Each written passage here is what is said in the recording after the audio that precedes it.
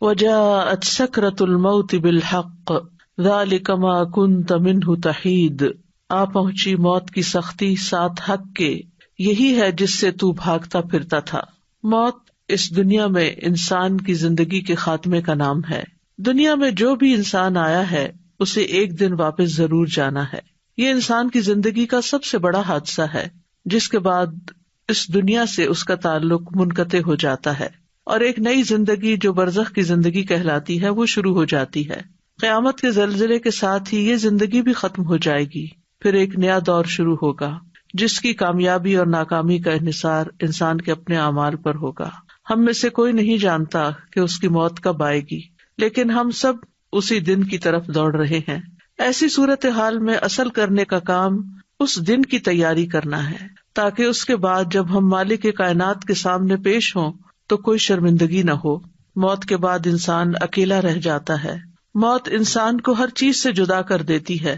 موت ہر انسان کا پیچھا کر رہی ہے، مگر انسان اسے ہی بھولے ہوئے ہے۔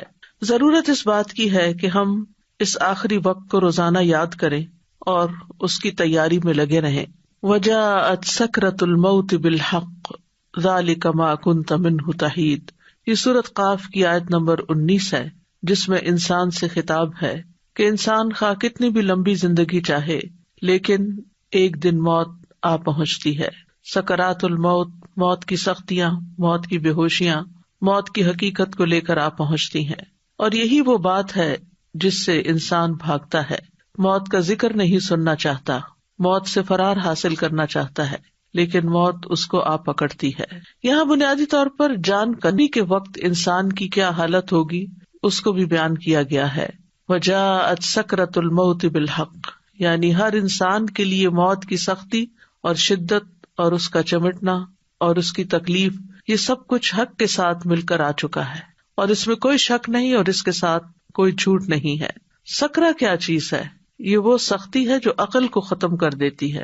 سکر کے بارے میں راغب الاصفہانی کہتے ہیں، یہ ایسی حالت ہوتی ہے جو انسان اور اس کی عقل کے درمیان حائل ہو جاتی ہے، یعنی انسان کی عقل ماری جاتی ہے، اور اکثر یہ چیز نشہ پیدا کرنے والے مشروب میں استعمال کی جاتی، یعنی انسان ہوش میں نہیں رہتا، جیسے کوئی ڈرنک ہو گیا ہو۔ سکر کو غصے کے معنی میں بھی استعمال کیا جاتا ہے، بس کہا جاتا ہے کہ غصے، عشق، تکلیف اور اونگ نے نشے میں ڈال دیا، یعنی انسان کی مت ماری گئی۔ اور سکرۃ الموت یہ وہ غشی ہے جو تکلیف سے پیدا ہوتی ہے۔ کہتے ہیں یہاں اس سے مراد موت کی سختیاں ہیں، یعنی موت کی سکرات مراد ہے، یعنی موت کی تکلیف سے غشی طاری ہو جاتی ہے، کیونکہ روح کا کھینچا جانا، موت کی شدت کا اترنا، روح کا روندے جانا شدید تکلیف کا ہونا ہے، اور یہ روندے جانا روح کا اور یہ تکلیف موت کے وقت نازل ہوتی ہے۔ موت کی یہ سختیاں ہر انسان کو بے ہوشی میں ڈال دیتی ہیں اور اس کی عقل ختم کر دیتی ہیں، انسان پر غالب آ جاتی ہیں۔ اور بالحق کا معنی ہے موت ایک حقیقت ہے جو حقیقت اس وقت سامنے آ گئی۔ ایک اور قول ہے کہ آخرت کا معاملہ برحق ہے، یہاں تک کہ وہ انسان کے لیے موت کے وقت واضح ہو جاتا ہے، اس کو اپنی آنکھوں سے دیکھ لیتا ہے۔ ایک اور قول یہ بھی ہے کہ وہ چیز حق ہے جس طرف انسان کا معاملہ لوٹ کر جاتا ہے، یعنی خوش نصیبی کی طرف یا بدبختی کی طرف۔ تو بہرحال موت کی سختی برحق ہے۔ انسان جب تک زندہ ہوتا ہے اس کے اقوال، اس کے افعال لکھے چلے جاتے ہیں تاکہ ان پر اس کا محاسبہ کیا جا سکے، پھر اس کو موت آ جاتی ہے۔ پھر یہ وہ موت ہے جس کو وہ حق کے ظاہر ہوتے ہی دیکھ لیتا ہے، یعنی اس کی حقیقت سامنے آتے ہی اس کا مشاہدہ کرتا ہے اور اس کو اسی صورت میں دیکھتا ہے جس صورت میں اللہ نے اس سے وعدہ کیا ہے۔ اور ایک قول یہ بھی ہے کہ یہاں حق سے مراد بذات خود موت ہے۔ اس کو حق اس لیے کہا گیا ہے کہ ہر انسان موت کا حقدار ہوتا ہے، یا آخرت کے گھر کا جو کہ برحق ہے، اور اس کی طرف اس کو منتقل ہونا ہے۔ ذالک ما کنت منہ تحید، یہی وہ چیز ہے، یعنی موت جو ہر زندہ چیز کی انتہا ہے۔ ما کنت منہ تحید، جس سے تم بھاگتے تھے، جس سے تم کتراتے تھے، اپنی زندگی میں اس سے فرار حاصل کرتے تھے، یعنی کوئی بھی چیز جس سے یہ انسان کو احساس ہونے لگے کہ اس کو کھانے سے موت آ سکتی ہے یا اس بیماری سے موت آ سکتی، تو انسان اس سے بھاگ جاتا ہے، اس کے قریب نہیں پھٹکتا۔ انسان کو اپنی جان بہت پیاری ہوتی ہے اور ہر اس چیز سے انسان بھاگتا ہے جس سے موت کا اس کو اندیشہ ہو۔ تو یہی بات یہاں کہی گئی کہ یہی وہ چیز ہے جس کو پیش تو آنا تھا لیکن تم اس سے بھاگتے رہے. جب کوئی بندہ کسی چیز سے ایک جانب ہو کر دور چلا جاتا ہے تو اس وقت کہا جاتا ہے حاد فلان عن الشیء یحیدہ حیدۃ. تو بہرحال انسان جب موت دیکھتا ہے تو پھر نہ بھاگ سکتا ہے، نہ کوئی مدد دے سکتا ہے، نہ اس سے خلاصی ممکن ہے. ابن عباس اس کا معنی یہ کرتے ہیں کہ یہی وہ چیز ہے جس کو تو ناپسند کرتا تھا. ہم میں سے ہر شخص موت کو ناپسند کرتا ہے اور اس کا سامنا نہیں کرنا چاہتا، لیکن موت تو ایک حقیقت ہے، ہر جان نے مرنا ہے. اللہ سبحانہ وتعالیٰ فرماتے ہیں کل نفس ذائقۃ الموت ثم الینا ترجعون. ہر جان موت کو چکھنے والی ہے، پھر تم ہماری ہی طرف لوٹائے جاؤ گے. موت کا فرشتہ مقرر کر دیا گیا ہے. سورۃ السجدہ میں آتا ہے قل یتوفاکم ملک الموت الذی وکل بکم ثم الی ربکم ترجعون. کہہ دو کہ موت کا فرشتہ جو تم پر مقرر کیا گیا ہے تمہاری جانیں قبض کر لیتا ہے، پھر تم اپنے رب کی طرف لوٹائے جاتے ہو. موت سے فرار ممکن نہیں ہے. سورۃ الجمعہ میں آتا ہے قل ان الموت الذی تفرون منہ فانہ ملاقیکم ثم تردون الی عالم الغیب والشہادۃ فینبئکم بما کنتم تعملون. کہہ دو بلا شبہ وہ موت جس سے تم بھاگتے ہو یقیناً وہ تم سے ملنے والی ہے. یعنی انسان جتنا بھی بھاگ لے لیکن وہ تو سامنے سے آ رہی ہے. پھر تم ہر پوشیدہ اور ظاہر چیز کو جاننے والے کی طرف لوٹائے جاؤ گے تو وہ تمہیں بتائے گا کہ تم کیا کچھ کرتے رہے ہو. یعنی موت کس لیے رکھی گئی؟ تاکہ یہ دیکھا جائے کہ موت سے پہلے کی زندگی میں انسان نے کیا کام کیے ہیں، ان کا حساب کیا جائے اور اس پر اس کو جزا یا سزا دی جائے. کوئی بھی ذی روح موت سے نہیں بچ سکتا، کوئی بھی. سورۃ النساء میں آتا ہے اینما تکونوا یدرککم الموت ولو کنتم فی بروج مشیدہ. جہاں کہیں بھی تم ہو موت تمہیں آ ہی لے گی، خواہ تم مضبوط قلعوں میں محفوظ ہو جاؤ، موت وہاں بھی پہنچ جائے گی. یعنی کیسی بھی خوراک کھا لو، کیسے بھی گھر میں رہ لو، کیسے بھی علاج کروا لو، کیسی بھی سہولتیں تمہیں میسر ہوں، لیکن موت جس وقت آنی ہے وہ آ جائے گی، کوئی اس سے بچ نہیں سکتا. وَلَن يُؤَخِّرَ اللَّهُ نَفْسًا إِذَا جَاءَ أَجَلُهَا وَاللَّهُ خَبِيرٌ بِمَا تَعْمَلُونَ. اور اللہ کسی جان کو ہرگز مہلت نہیں دے گا جب اس کا وقت آ گیا، اور اللہ اس سے پوری طرح باخبر ہے جو تم کر رہے ہو. یعنی تمہارے روزمرہ کے اعمال بھی اللہ تعالیٰ کے سامنے ہیں. انس رضی اللہ عنہ سے روایت ہے، وہ کہتے ہیں کہ فاطمہ رضی اللہ تعالیٰ عنہا نے کہا جب رسول اللہ صلی اللہ علیہ وسلم نے موت کی شدت محسوس کی، جو بھی محسوس کی، تو فاطمہ رضی اللہ عنہا کہنے لگی ہائے تکلیف، یعنی ہائے میرے باپ کو تکلیف ہو رہی ہے. رسول اللہ صلی اللہ علیہ وسلم نے فرمایا اے میری بیٹی، تمہارے باپ پر وہ وقت آ گیا ہے کہ اللہ اس سے کسی کو بھی چھوڑنے والا نہیں قیامت کے دن کی ملاقات کے لیے، کیونکہ اللہ سے ملاقات اس کے بعد ہی ہو سکتی ہے. انبیاء سارے کے سارے دنیا سے چلے گئے. رسول اللہ صلی اللہ علیہ وسلم نے فرمایا جبریل میرے پاس آئے اور کہا اے محمد صلی اللہ علیہ وسلم، جیسے چاہو زندگی گزارو، بالآخر تو مرنا ہے. جس کو چاہو اپنا محبوب بنا لو، یقیناً تجھے بالآخر اس سے جدا تو ہونا ہے. یعنی ایک نہ ایک دن وہ ساری چیزیں جن کو ہم بہت عزیز رکھتے ہیں، جو ہماری بہت پسندیدہ ہیں، چاہے انسان ہے یا غیر انسان، وہ سب کو چھوڑنا تو ہے ہی. موت انسان کو گھیرے ہوئے ہے. عبداللہ رضی اللہ عنہ کہتے ہیں کہ نبی صلی اللہ علیہ وسلم نے ایک اسکوئر بنایا، 4 کونوں والا خط کھینچا، پھر اس کے درمیان یعنی سینٹر میں ہاف کر کے ایک خط کھینچا جو اس اسکوئر سے باہر نکل رہا تھا. اس کے بعد درمیان والے خط کے اس حصے میں جو چوکٹے کے درمیان میں تھا چھوٹے چھوٹے بہت سے خطوط کھینچے، اندر اس کے لکیریں لگائیں، اور پھر فرمایا یہ انسان ہے اور یہ اس کی موت ہے جو اسے گھیرے ہوئے ہے، اور یہ جو بیچ کا خط باہر نکلا ہوا یہ اس کی امید ہے، یعنی اسکوئر سے باہر جو نکلا ہوا ہے، اور یہ جو چھوٹے چھوٹے خط اس کے اوپر ہیں، اس لکیر کے اوپر، یہ اس کی دنیاوی مشکلات ہیں.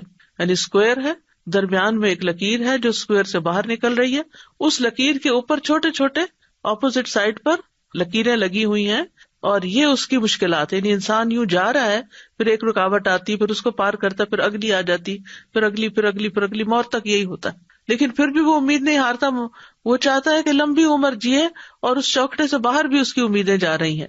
بس جب انسان ایک مشکل سے بچ کر نکلتا ہے تو دوسری میں پھنس جاتا ہے، اور دوسرے سے نکلتا ہے تو تیسری میں پھنس جاتا ہے. مطرف بن عبداللہ الشخیر اپنے والد سے روایت کرتے ہیں کہ کہ نبی صلی اللہ علیہ وسلم نے فرمایا ابن آدم کی شکل و صورت یوں دکھائی گئی ہے کہ اس کے آس پاس 99 موتیں ہیں، 99 حادثات اور مصیبتیں اس کے آس پاس ہیں. اللہ اس کو بچائے رکھتا ہے، اور جب موت کا وقت آتا ہے تو وہ ختم ہو جاتے ہیں. اگر وہ موتیں اس سے خطا کر بھی جائیں تو وہ انتہائی درجے کے بڑھاپے کا شکار ہوتا ہے حتیٰ کہ مر جاتا ہے. موت کا وقت اور جگہ بھی مقرر ہے.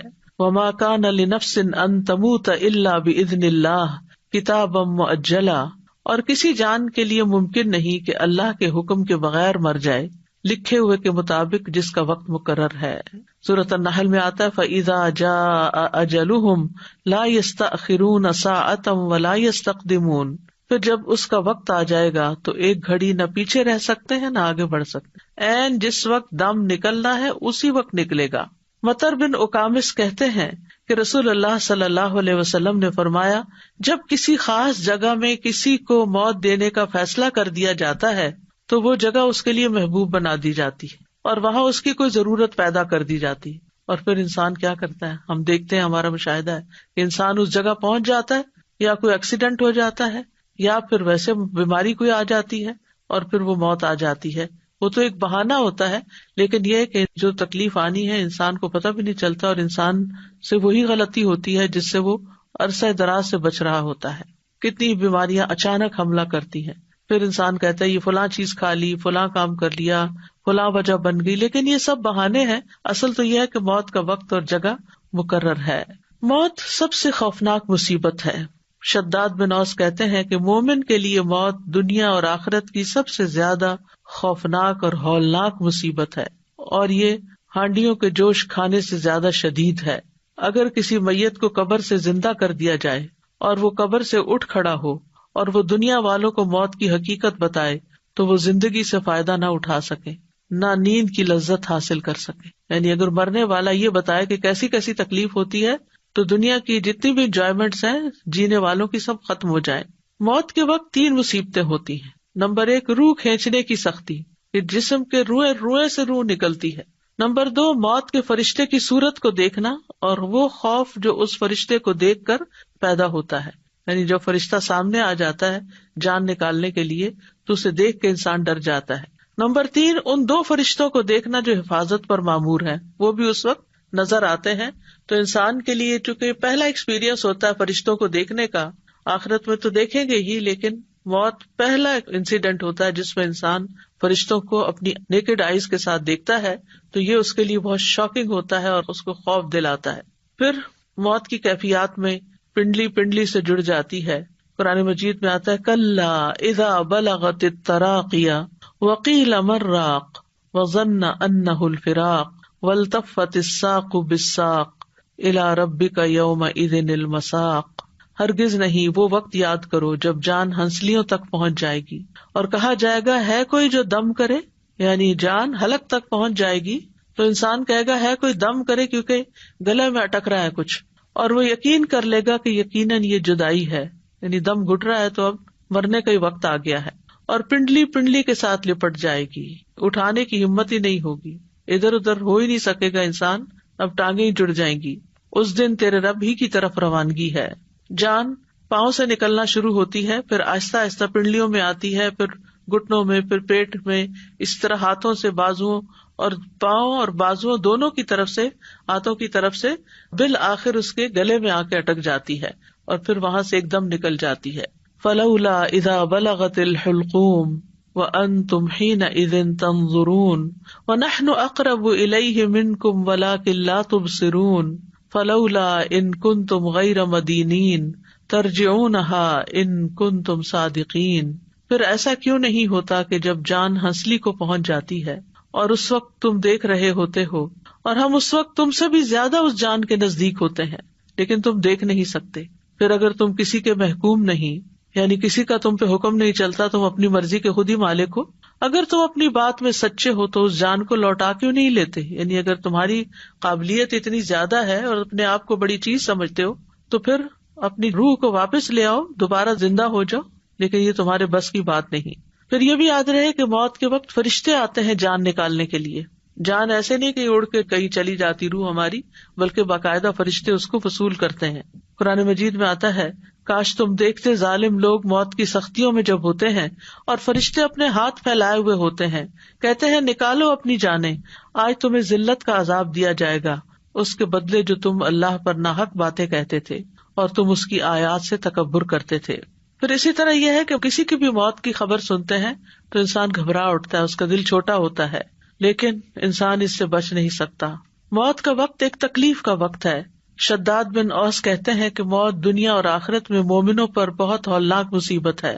موت آریوں کے چیرنے سے بھی زیادہ سخت ہے، کہ جیسے کسی کا جسم کاٹا جا رہا ہو، کینچیوں کے کاٹنے سے بھی زیادہ شدید ہے، ہانڈیوں میں کسی چیز کے جوش کھانے سے بھی زیادہ سخت ہے۔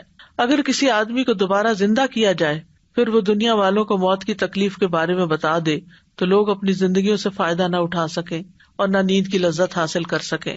ابن سعد نے عوانہ بن حکم سے روایت کرتے ہوئے اپنی کتاب میں بیان کیا ہے، وہ کہتے ہیں کہ عمرو بن العاص کہا کرتے تھے کہ مجھے تعجب ہے اس شخص پر جس پر موت نازل ہو جائے اور اس کی عقل بھی کام کر رہی ہو تو وہ اس کو بیان کیوں نہیں کرتا۔ پھر جب ان پر موت واقع ہوئی تو ان کے بیٹے عبداللہ نے کہا، ابا جان آپ کہا کرتے تھے تعجب ہے اس آدمی پر جس پر موت نازل ہو اور اس کی عقل بھی کام کر رہی ہو تو وہ موت کی حقیقت کیوں نہیں بتاتا، بس آپ ہمارے لیے موت کی حقیقت کو بتائیے۔ انہوں نے کہا، اے بیٹے موت اس سے بڑی ہے کہ اس کو بیان کیا جائے، لیکن میں موت کا کچھ حال بیان کرتا ہوں۔ مجھے ایسے لگ رہا ہے کہ میری گردن پر رضوہ پہاڑ رکھا ہوا ہے، مجھے ایسے لگ رہا ہے کہ میرے پیٹ پہ کانٹے ہیں، اور مجھے ایسے لگ رہا ہے گویا کہ میری روح سوئی کے سوراخ سے نکل رہی ہے، یعنی اتنی تھوڑی تھوڑی کر کے باہر نکل رہی ہے۔ بہرحال ہر انسان کو موت کی سختی لاحق ہوتی ہے، لیکن ہر انسان کی موت کی شدت اور موت کی سختی کے ہلکا ہونے میں فرق ہوتا ہے، اور اکثر ایسا ہوتا ہے کہ مومنوں پہ یہ سختیاں ہلکی ہوتی ہیں، کافروں پر شدید ہوتی ہیں۔ انبیاء کے لیے موت کی سختیوں کو بڑھا دیا جاتا ہے تاکہ ان کے لیے ان کا اجر بڑھایا جا سکے۔ پرہیزگاروں اور بدبختوں اور نیک اور برے آدمی کے درمیان موت کے وقت فرق ہوتا ہے۔ ہم کہتے کہ یہ دونوں برابر نہیں ہیں، کافر اور فاجر اور موت کی سختی بہت زیادہ جھیلتے ہیں جبکہ مومن پہ اتنی سختی نہیں ہوتی، تو روح نکلنے کے ساتھ ساتھ اس کی رگیں اور اعصاب ٹکڑے ٹکڑے ہوتے رہتے ہیں۔ تو یہ ایک چیز ہے، اور دوسری چیز یہ کہ کافر و فاجر کی موت کی سختیاں آزمائش اور ناراضگی اور شدت اور عذاب اور عبرت ہیں، اور جہاں تک مومن پرہیزگار کا تعلق ہے تو یہ اللہ کا عطیہ اور نعمت اور رحمت ہے کہ اس سختی کی وجہ سے گناہ مٹا دیے جاتے ہیں یا اس کے درجات بلند کر دیے جاتے ہیں۔ مومن کو تو ایک کانٹا بھی چبھے تو اس کے گناہ معاف ہوتے ہیں۔ ذکوان کہتے ہیں کہ حضرت عائشہ کہا کرتی تھی، وفات کے وقت رسول اللہ صلی اللہ علیہ وسلم کے سامنے ایک بڑا پیالہ تھا یا چمڑے کی تھیلی تھی جس میں پانی تھا، آپ اپنے دونوں ہاتھ اس برتن میں ڈالتے اور پھر اپنے ہاتھوں کو اپنے چہرے پر ملتے اور فرماتے، لا الہ الا اللہ، یقیناً موت میں سختی ہوتی ہے۔ پھر اپنا ہاتھ اٹھا کر فرمانے لگے، پھر رفیق الاعلی، یہاں تک کہ آپ کی روح قبض کر لی گئی اور آپ کا ہاتھ جھک گیا۔ موت کی شدت کو برا نہیں سمجھنا چاہیے، نہیں اگر آپ دیکھیں کہ کوئی مریض ہے، بہت وقت لگ گیا ہے اس کو اس اسٹرگل میں، تو اس کو برا نہ سمجھے کہ ضرور یہ کوئی برا آدمی ہوگا تو اس وجہ سے اس کے ساتھ یہ ہو رہا ہے۔ حضرت عائشہ کہتی ہیں کہ نبی صلی اللہ علیہ وسلم کی وفات ہوئی تو آپ میری ہنسلی اور ٹھوڑی کے درمیان سر رکھے ہوئے تھے۔ جب سے میں نے نبی صلی اللہ علیہ وسلم پر موت کی سختی دیکھی ہے اس کے بعد میں موت کی سختی کو کسی کے لیے برا نہیں سمجھتی۔ یعنی آپ تو سب سے زیادہ نیک انسان تھے لیکن موت کی تکلیف سے گزرے، تو اگر کسی اور پر بھی یہ تکلیف آتی ہے تو اس کا یہ مطلب نہیں کہ ضرور وہ کوئی برا آدمی ہے تو اس لیے اس کو زیادہ تکلیف آ رہی ہے۔ اب سوال یہ پیدا ہوتا ہے کہ موت کی سختی کا سبب کیا ہے، یعنی اتنی شدید کیوں ہے؟ ابن حجر کہتے ہیں کہ موت کی سختی مرتبے کے کم ہونے پہ دلالت نہیں کرتی، بلکہ وہ مومن کے لیے یا تو اس کی نیکیوں میں اضافہ کرتی ہے یا اس کے گناہوں کا کفارہ ہوتی ہے، اور انسان جب اللہ کے پاس پہنچتا ہے تو بالکل صاف ستھرا ہو کر۔ زید بن اسلم اپنے والد سے روایت کرتے ہوئے کہتے ہیں کہ جب مومن کے درجات میں سے کچھ باقی رہ جاتا ہے، یعنی اس نے ان درجوں تک پہنچنا ہے، اللہ نے بڑا ہائی رینک اس کے لیے لکھا ہے، اور وہ اپنے عمل کے ذریعے جنت کے اس درجے تک نہیں پہنچ پاتا تو اس پر موت کی سختی کو بڑھا دیا جاتا ہے تاکہ وہ موت کی سختیوں اور اس کی مصیبت کی وجہ سے جنت کے اس درجے تک پہنچ جائے۔ مومن کی موت کا منظر کچھ ایسا ہے کہ اللہ تعالیٰ مومن کو موت کی تکلیف دینا پسند نہیں کرتا۔ رسول اللہ صلی اللہ علیہ وسلم نے فرمایا، بے شک اللہ تعالیٰ فرماتا ہے، میں جو کام کرنا چاہتا ہوں اس میں مجھے اتنا تردد نہیں ہوتا جتنا کہ مجھے اپنے مومن بندے کی جان نکالنے میں ہوتا ہے۔ وہ موت کو تکلیف کی وجہ سے ناپسند کرتا ہے اور میں بھی اسے تکلیف دینا ناپسند کرتا ہوں۔ مومن موت کے وقت اللہ سے ملاقات کو پسند کرتا ہے، یعنی اللہ سے ناراض نہیں ہوتا، شریح بن ہانی کہتے ہیں میں عائشہ رضی اللہ عنہا کی خدمت میں حاضر ہوا تو میں نے عرض کیا، اے ام المومنین، میں نے ابو ہریرہ سے سنا وہ رسول اللہ صلی اللہ علیہ وسلم سے حدیث روایت کرتے ہیں، اگر واقعتاً ایسا ہی ہے تو ہم تو ہلاک ہو جائیں گے۔ تو انہوں نے کہا جو رسول اللہ صلی اللہ علیہ وسلم کے قول سے ہلاک ہو گیا وہ واقعتاً ہلاک ہونے والا ہے۔ وہ حدیث کیا ہے؟ انہوں نے کہا کہ رسول اللہ صلی اللہ علیہ وسلم نے فرمایا، جو اللہ کی ملاقات کو پسند کرے اللہ بھی اس سے ملاقات کرنے کو پسند کرتا ہے، اور جو اللہ کی ملاقات کو ناپسند کرے اللہ بھی اس سے ملاقات کو ناپسند کرتا ہے، حالانکہ ہم میں سے ہر ایک موت کو ناپسند کرتا ہے۔ تو عائشہ رضی اللہ تعالیٰ عنہا نے کہا کہ رسول اللہ صلی اللہ علیہ وسلم نے اسی طرح فرمایا تھا، لیکن اس کا مطلب وہ نہیں جس کی طرف تم چلے گئے ہو، بلکہ جب آنکھ پھٹ جاتی ہے، سینے میں گڑگڑاہٹ پیدا ہو جاتی ہے، رونگٹے کھڑے ہو جاتے ہیں، انگلیاں اکڑ جاتی ہیں، بس اس موقع پر جو اللہ سے ملاقات کرنے کو پسند کرے اللہ بھی اس سے ملاقات کرنے کو پسند کرتا ہے، اور جو اللہ سے ملاقات کرنے کو ناپسند کرے اللہ بھی اس سے ملاقات کرنے کو ناپسند کرتا ہے۔ یعنی وہ جو موت کی شدت کا وقت ہے اس وقت اللہ سے بدگمان نہیں ہونا چاہیے، بلکہ اللہ تعالیٰ سے ملاقات کا شوق دل میں پیدا ہونا چاہیے۔ اللہ تعالیٰ ہمیں وہ عطا کرے جب ہم مریں۔ مومن کی جان جب اس کے پہلوؤں سے نکل رہی ہوتی ہے تو بھی وہ اللہ کا شکر ادا کر رہا ہوتا ہے۔ ابن عباس کہتے ہیں کہ رسول اللہ صلی اللہ علیہ وسلم نے فرمایا، یقیناً مومن کے ہر حال میں خیر ہے، اس کی جان اس کے دو پہلوؤں سے نکل رہی ہوتی ہے اور وہ اللہ عز و جل کی تعریف کر رہا ہوتا ہے۔ حسن بصری کہتے ہیں مومن کے لیے راحت صرف اللہ کی ملاقات میں ہی ہے، اور جس کی راحت اللہ کی ملاقات میں ہو تو اس کی موت کا دن اس کے لیے مسرت اور خوشی اور امن اور عزت اور شرف کا دن ہوگا۔ عبداللہ بن مسعود کہتے ہیں کہ نبی صلی اللہ علیہ وسلم نے فرمایا، بے شک مومن کی روح پسینے سے نکلتی ہے جبکہ کافر کی روح اس کی باٹ سے نکلتی ہے جیسے گدھے کی روح۔ مرتے ہی سلامتی اور جنت کی بشارت مل جاتی ہے۔ الذین تتوفاہم الملائکۃ طیبین یقولون سلام علیکم ادخلوا الجنۃ بما کنتم تعملون۔ وہ لوگ جو پاک سیرت ہوتے ہیں فرشتے ان کی روح قبض کرنے آتے ہیں تو کہتے ہیں تم پر سلام ہو، جو اچھے عمل تم کرتے رہے ہو اس کے صلے میں جنت میں داخل ہو جاؤ۔ سورۃ الفجر میں آتا ہے، یا ایتھا النفس المطمئنہ ارجعی الی ربک راضیۃ مرضیہ فادخلی فی عبادی وادخلی جنتی۔ پھر یہ کہ مومن اچھے طریقے سے دنیا سے رخصت ہوتا ہے۔ فَأَمَّا إِن كَانَ مِنَ الْمُقَرَّبِينَ فَرَوْحٌ وَرَيْحَانٌ وَجَنَّةُ نَعِيمٍ وَأَمَّا إِن كَانَ مِنْ أَصْحَابِ الْيَمِينِ فَسَلَامٌ لَكَ مِنْ أَصْحَابِ الْيَمِينِ۔ پس اگر وہ مقربین میں سے ہو، مقرب بندوں میں سے، تو اس کے لیے راحت اور عمدہ رزق اور نعمت والی جنت ہے آگے، اور لیکن اگر وہ دائیں ہاتھ والوں میں سے ہوا تو تجھ پر سلام کہ تو دائیں ہاتھ والوں میں سے ہے۔ یہ فرق ہے مقربین ٹاپ کلاس اور سیکنڈ کلاس کا۔ پھر اسی طرح مومن کا آگے بھی بہترین استقبال ہوتا ہے۔ براء ابن عازب کہتے ہیں کہ نبی صلی اللہ علیہ وسلم نے فرمایا، بے شک مومن بندہ جب دنیا سے رخصت ہونے اور آخرت کے قریب ہوتا ہے تو اس کی طرف آسمان سے روشن چہروں والے فرشتے آتے ہیں، گویا کہ ان کے چہرے سورج کی طرح ہوں۔ ان کے پاس جنت کے کفنوں میں سے ایک کفن اور جنت کی حنوط یعنی خوشبو میں سے ایک خوشبو ہوتی ہے، یہاں تک کہ وہ اس کی حد نگاہ تک بیٹھ جاتے ہیں۔ پھر ملک الموت علیہ السلام آ کر اس کے سرہانے بیٹھ جاتے ہیں اور کہتے ہیں، ایتھا النفس المطمئنہ اخرجی الی مغفرۃ من اللہ ورضوان، اے پاکیزہ نفس اللہ کی مغفرت اور رضامندی کی طرف نکلو۔ چنانچہ اس کی روح بہہ کر اس طرح نکل جاتی ہے جیسے مشکیزے کے منہ سے پانی کا قطرہ بہہ جاتا ہے۔ پھر ملک الموت اسے پکڑ لیتے ہیں، اور جب وہ اسے پکڑ لیتے ہیں تو دوسرے فرشتے پلک جھپکنے کی مقدار بھی اس کی روح کو ملک الموت کے ہاتھ میں نہیں رہنے دیتے، بلکہ ان سے لے کر اسے کفن میں لپیٹ کر اپنی لائی ہوئی حنوط مل دیتے ہیں، خوشبو ملتے ہیں، اور اس کے جسم سے ایسی خوشبو نکلتی ہے جیسے بہت ہی زیادہ مہکنے والی کستوری کی خوشبو جو روئے زمین پر پائی گئی ہو۔ پھر فرشتے اس روح کو لے کر اوپر چڑھ جاتے ہیں۔ اس کے بارے میں ایک نرس نے مجھے بتایا تھا جو ایسے ہی وارڈ میں ہوتی تھی، 30-35 سال کا شاید اس کا ایکسپیرینس تھا ایسے لوگوں کے ساتھ، یعنی جو بالکل مرنے کے قریب ہوتے ہیں۔ وہ کہتی ہے کہ ایک دفعہ ایسا ہوا تھا کہ جب ایک مردے کی جان نکلی ایک شخص کی تو پورا کمرہ خوشبو سے بھر گیا اور تقریباً 15 منٹ تک وہ خوشبو وہاں رہی، اس کے بعد ختم ہو گئی۔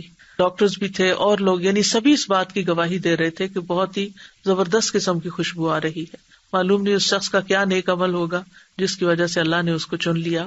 پھر آسمان کا سفر ہوتا ہے، یعنی جب فرشتے اپنا کفن لے کر آتے ہیں، روح نکال کے کفن میں لپیٹ کے اوپر چلے جاتے ہیں.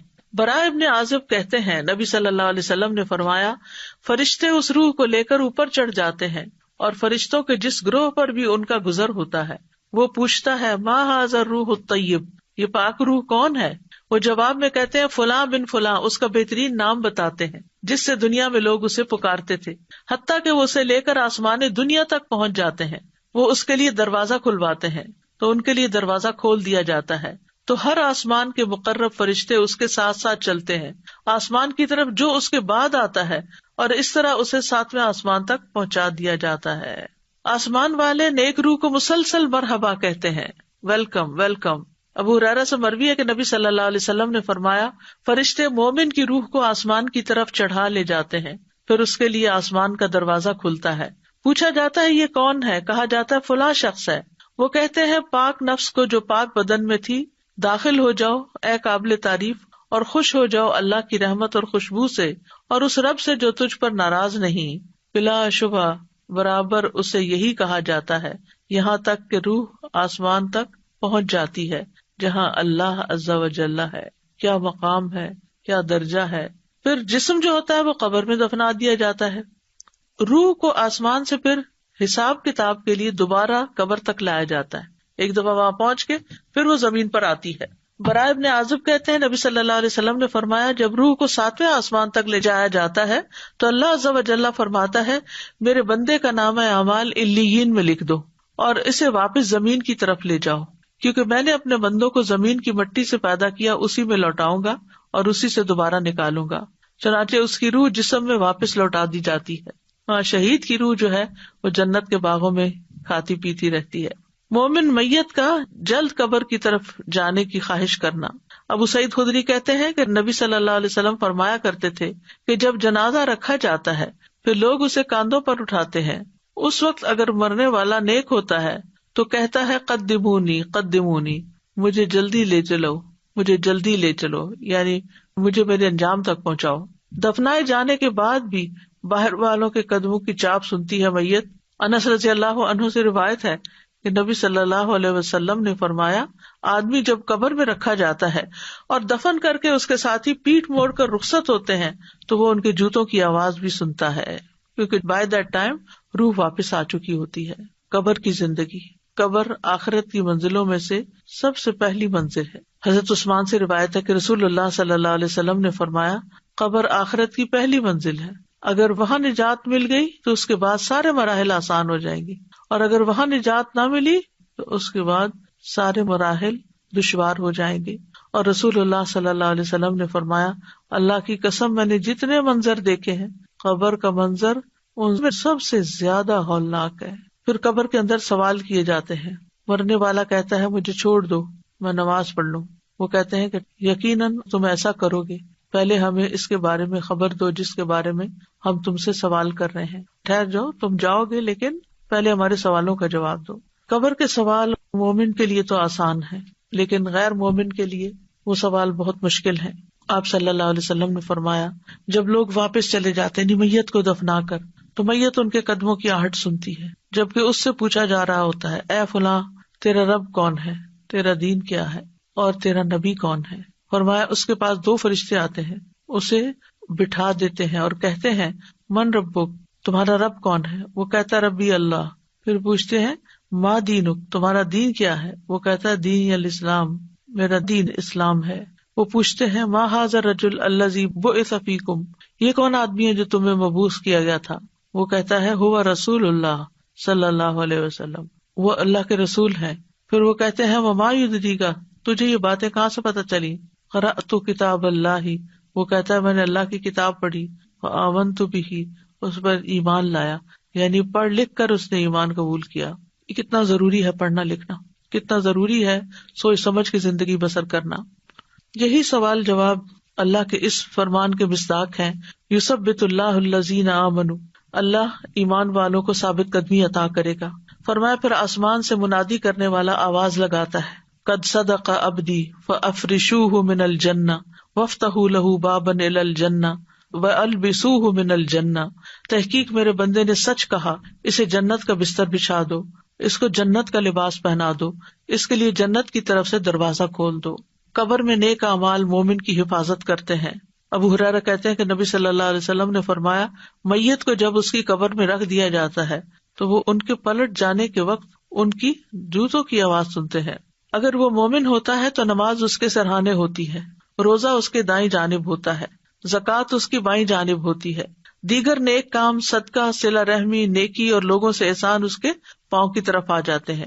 اگر اس کے سرہانے کی طرف سے آ جاتا تو نماز کہتی ہے میری طرف سے آنے کا راستہ نہیں، پھر اس کے دائیں جانب سے آ جاتا ہے تو روزہ کہتا ہے میری طرف سے آنے کا راستہ نہیں، پھر اس کے بائیں جانب سے آ جاتا ہے تو زکوٰۃ کہتی ہے میری طرف سے آنے کا راستہ نہیں، پھر اس کے دونوں پاؤں کی طرف سے آ جاتا ہے، پھر نیک اعمال، صدقہ، صلہ رحمی، نیکی اور لوگوں سے اچھا سلوک کہتے ہیں کہ میری طرف سے آنے کا راستہ نہیں، یعنی وہاں سے وہ گزرنے نہیں دیتے کسی بھی عذاب یا کسی بھی بلا کو۔ طبرانی کی روایت میں ہے، آدمی کے پاس اس کی قبر میں آیا جاتا ہے، پھر جب اس کے سرہانے کی جانب آیا جاتا ہے تو اس کو قرآن کی تلاوت دھکیل دیتی ہے، جب اس کے دونوں ہاتھوں کی طرف آیا جاتا ہے تو اس کو صدقہ دھکیل دیتا ہے، کیونکہ ہاتھ سے انسان صدقہ کرتا رہا تھا، اور جب اس کے پاؤں کی جانب آیا جاتا ہے تو اس کا مسجدوں کی طرف نکلنا جانا اس عذاب کو دھکیل دیتا ہے۔ نیک اعمال قبر کی تنہائی دور کر دیتے ہیں۔ براء ابن عازب کی روایت ہے، نبی صلی اللہ علیہ وسلم نے فرمایا، قبر میں مومن کے پاس ایک خوبصورت لباس اور انتہائی عمدہ خوشبو والا ایک آدمی آتا ہے اور اسے کہتا ہے، ابشر، خوشخبری پاؤ جو تمہیں خوش کرے گی، یہ وہی دن ہے جس کا تم سے وعدہ کیا جاتا تھا۔ وہ اس سے پوچھتا ہے تم کون ہو؟ تمہارا چہرہ ہی خیر کا پتہ بتا رہا ہے۔ وہ جواب دیتا ہے، انا عملک الصالح، میں تمہارا نیک عمل ہوں۔ اس پر وہ کہتا ہے، میرے رب قیامت ابھی قائم کر دے تاکہ میں اپنے گھر والوں اور مال میں واپس لوٹ جاؤں۔ تو نیک اعمال جو اخلاص کے ساتھ کیے ہوئے ہوں کتنے ضروری ہیں، وہی ساتھ جانے ہیں، باقی تو آل اولاد اور مال جو